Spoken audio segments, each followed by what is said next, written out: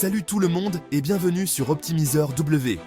Aujourd'hui, on va s'attaquer à un sujet hyper important qui peut vraiment changer votre vie, la planification financière. Ouais, je sais, dit comme ça fait un peu peur, peut-être même un peu rébarbatif. Mais croyez-moi, c'est tout sauf le cas. Imaginez un peu, réalisez vos rêves les plus fous, comme acheter la maison de vos rêves, lancer un business qui cartonne ou encore voyager aux quatre coins du monde. Et tout ça grâce à une gestion maligne de votre argent. Ça vous tente ? Alors restez bien là, parce qu'en quelques minutes seulement, je vais vous expliquer comment mettre en place un plan béton pour transformer vos ambitions en réalité. On va démystifier tout ça, étape par étape, et vous allez voir, c'est beaucoup plus simple qu'il n'y paraît. Allez hop, première étape, et pas des moindres. Pourquoi est-ce qu'on se prendrait la tête à planifier ses finances ?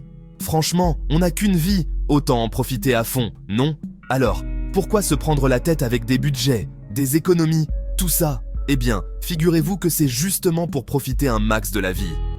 Avoir un plan financier, c'est comme avoir une boussole. Ça vous permet de savoir où vous allez, d'éviter les galères et surtout, d'atteindre vos objectifs plus rapidement.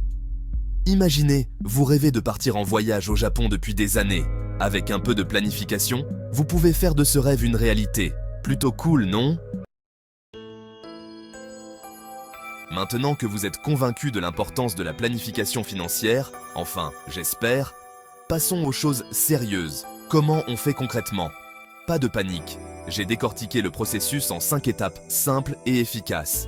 Première étape, on fait le point sur vos finances actuelles. Revenus, dépenses, dettes, on met tout à plat.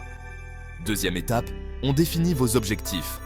Que ce soit à court, moyen ou long terme, soyez précis et ambitieux. Troisième étape, on crée un budget sur mesure.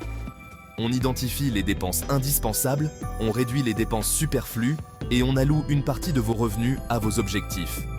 Quatrième étape, on met en place une stratégie d'épargne et d'investissement. On explore les différentes options qui s'offrent à vous et on choisit celles qui correspondent le mieux à votre profil. Cinquième et dernière étape, on suit régulièrement votre plan et on l'ajuste si nécessaire. Chapitre 3, les erreurs à éviter.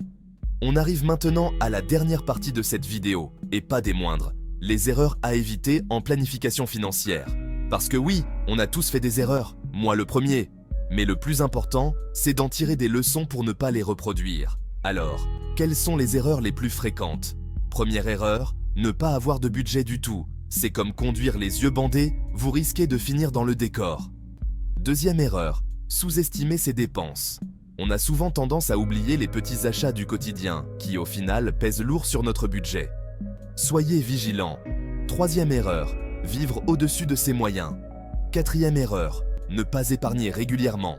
Cinquième erreur, investir sans s'informer au préalable. Voilà, vous avez maintenant toutes les cartes en main pour planifier vos finances et atteindre vos objectifs sur le long terme. Ce que je vous recommande, c'est de ne pas attendre. Lancez-vous dès aujourd'hui, même avec de petites actions. Chaque euro économisé, chaque investissement judicieux vous rapproche un peu plus de la vie que vous souhaitez. Si cette vidéo vous a aidé, pensez à laisser un like, à vous abonner à Optimiseur W et à partager cette vidéo avec ceux qui en ont besoin. Dites-moi en commentaire, quel est l'objectif financier qui vous motive le plus ? Merci de m'avoir regardé et souvenez-vous, chaque choix que vous faites aujourd'hui vous rapproche ou vous éloigne de votre vie idéale. Optimisez votre vie. À bientôt.